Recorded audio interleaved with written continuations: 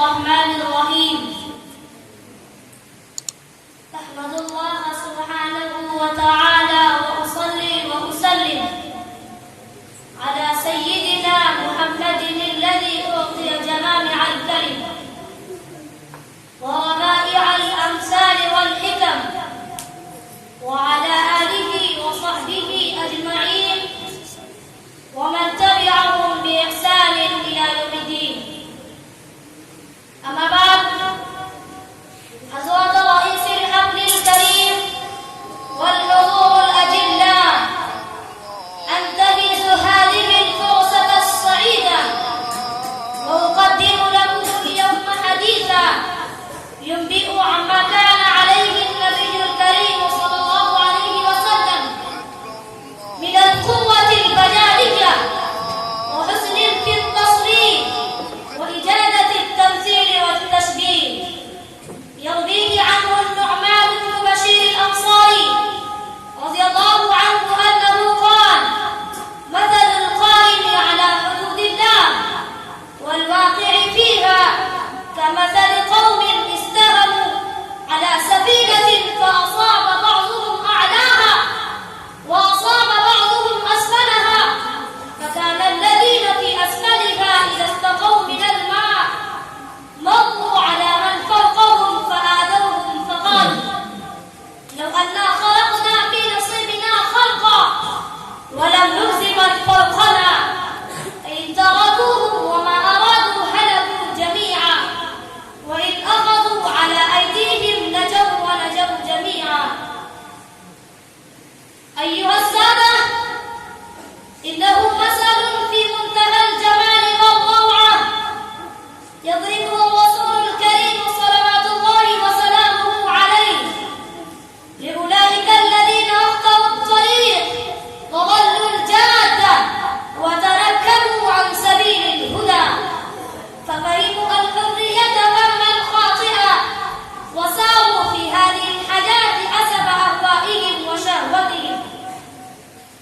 ومثل آخر لأولئك الذين رأوا المنكر فسكتوا عنه وأغمضوا أعينهم عما يدور حولهم من آثام وموبقات كأن الأمر لا يعنيهم، وظنوا بأنفسهم الصلاح والفلاح.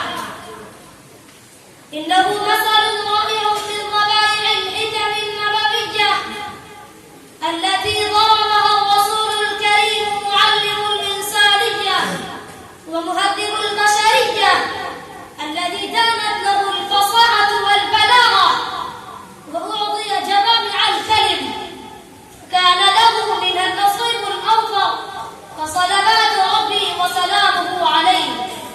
مثل في غاية الروعة أيها السادة، يصور فيها الرسول الكريم المجتمع البشري بما فيه من أخيار وأشرار ومتقين وفجار بركاب سفينة في بحر مظلم متلاطم الأمواج.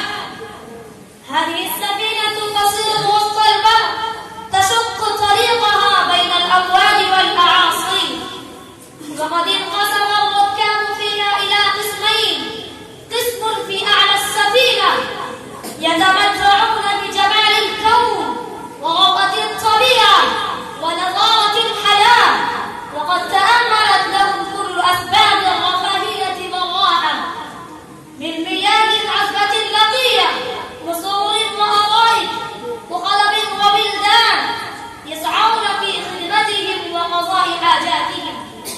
وقسم في أسفل السفينة لا يرون مناظر الطبيعة ولا يتمتعون بجمالها الخلاب ولا ينعمون بما ينعم به إخوانهم في الطبقة العليا حتى الماء، فقد كانوا يجلبونه من الأعلى، وهنا خطرت لهم خاطرة، وهي أن يدخلوا أسفل السفينة فاستخرجوا المعامل والكنوز ورأوا يضربون بها السفينة لاستخراج الماء.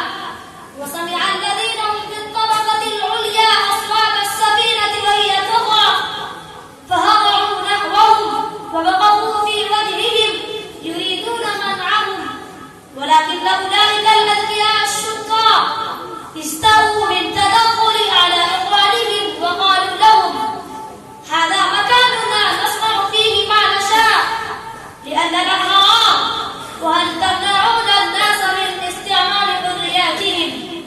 فإن تركوهم على إرادتهم وصنيعهم حلق ركاب السفينة جميعا، وإن منعوهم وأخذوا على أيديهم نجوا جميعا.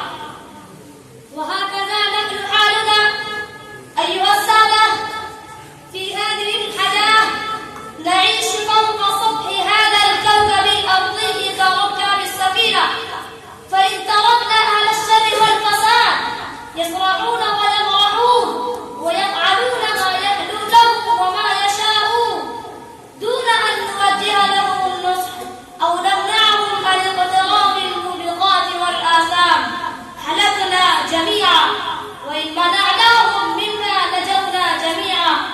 فكان في ذلك نجاتنا ونجاتهم وحياتنا وحياتهم. فيا له من مثل رائع وتوجيه حكيم نبهنا إليه رسول الهدى والرحمة ونبي العلم والعرفان. يا له من مثل رائع لو أن الناس كانوا يعلمون ويتذكرون ويتدبرون.